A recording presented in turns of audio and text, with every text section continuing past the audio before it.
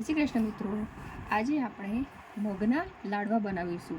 તે હેલ્થ માટે બહુ જ સારા છે અને તમારામાં વીકનેસ હોય તો તે દરરોજ એક ખાવાથી તમારામાં ખૂબ જ શક્તિ આવે છે અને બહુ જ ફાયદાકારક ગુણકારી છે. તો સૌપ્રથમ આપણે મગને શેકી અને એનો પાવડર બનાવો.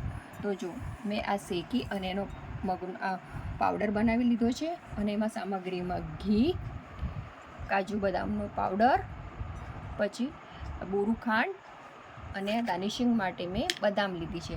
તો આપણે સૌ પ્રથમ આપણા જે લીધું છે મગનો પાવડર એને આવી રીતે ચોળવાનો છે થોડો.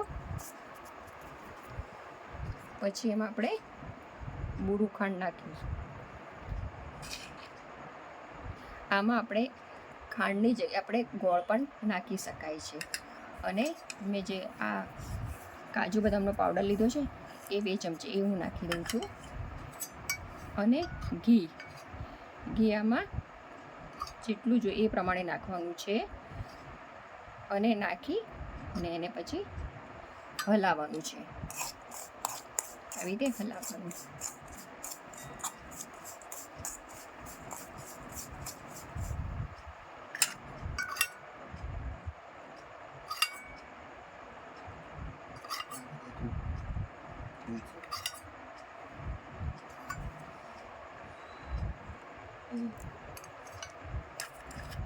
અમે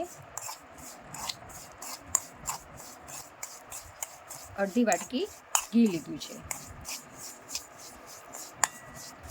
આને બરાબર હવે આપણે મિક્સ કરવાનું છે. હવે હું આમાં હાથનો ઉપયોગ કરીશ. હવે આવી રીતે હાથથી મસળી લેવાનું છે. જેવી રીતે ઘીમાં આખું મગનો પાવડર બધું અંદર સમાવી જાય ઘી. જો હવે આપણે આમાં આપણે આ લાડવા આપણે બનાવવા. મેં એક લાડવો બનાવ્યો. આવી રીતે આપણે લાડવા બનાવવાના છે.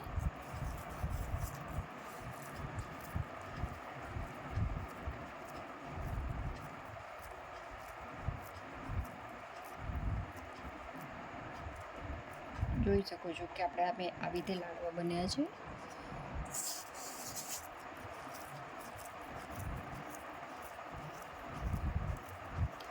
આ લાડવો તમે દિવસમાં એક દરરોજ ખાવાનો રાખો તો આનો અઠવાડિયામાં ફાયદો બહુ જ થાય છે.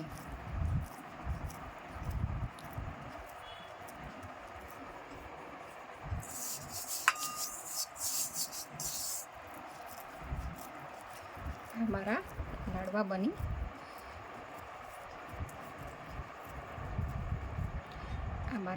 બની અને રેડી થઈ ગયા છે.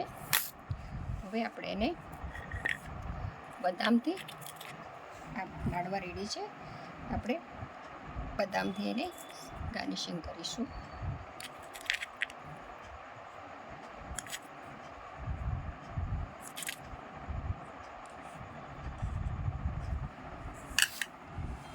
જો મિત્રો, આપણા મગના હેલ્ધી લાડવા રેડી થઈ ગયા છે.